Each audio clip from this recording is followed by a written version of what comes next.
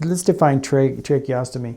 Basically, there's a hole in the trachea, and that makes it so that the patient can have a better breathing airway, because from here on up there's some kind of an anomaly, which means abnormality, and a secondary airway is necessary to maintain their oxygenation. You've got to have oxygen so that your body's getting the oxygen in your blood. What happens, it's basically a tube that curves, and it's not, most of them are not longer than my hand, and then a hole is made, an initial incision, and then it heals around that tube, which is replaced at different intervals depending on the patient and the condition. They put it in. Sometimes patients need them changed every day. Sometimes patients have them changed every week. It just depends on the condition of the patient. And then they are fixated with some kind of cushion ties that hold onto the sides of the trach. Tracheas usually have some kind of an apparatus that helps the moisture stay so that you're not drying out your throat as you're breathing through it. Most of the time, trach patients sleep during the night with humidification, a mask over that hole. And humidification is put there so that their trach doesn't dry out. Having a tracheostomy also means that you have to maintain that airway open. So secretions that we would normally deal with normal swallowing or whatever, have to be extracted through suction. So you have to put a smaller tube down inside the tube and suction out any extra secretions. So it's kind of scary, because maybe you can have a patient that will go south on you very quickly if you're not knowing what's going on inside that throat.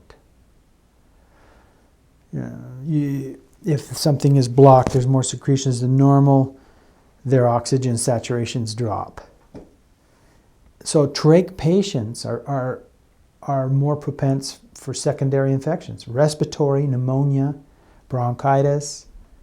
I've even seen a patient that has C. diff in the trach, or in this area, which is something that's usually in your feces. C. diff is C. difficile, which is a certain amoeba or bacteria. No, not amoeba, it's bacteria. Clostridium difficile, which is the scientific term. That's really irrelevant. But just having a hole there and having a hole in your stomach, it's necessary to maintain life, nutrition, and oxygenation.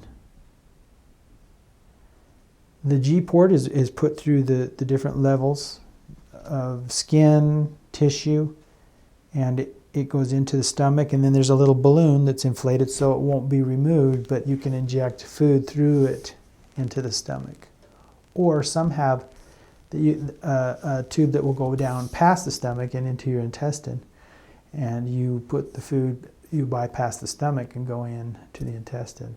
Some kids, I've seen them that they've had temporary, that they have a tube that goes through their nostril all the way down past their stomach and into their jejunum. It just depends on the condition in the child. This is a G port, the one that goes right into the G for gastric, into the stomach. J port for jejunum, okay, meaning going under or through the stomach and past down into the lower, or the starting of the small intestine. NJ is for nose to jejunum. NG, nose to gastric. It's quite intimidating when you first start in that field and you're starting to take care of them, and you're suctioning at them, and you're watching them like a hawk, and you're watching their levels. It's pretty stressful. But then, you get to know the patient, and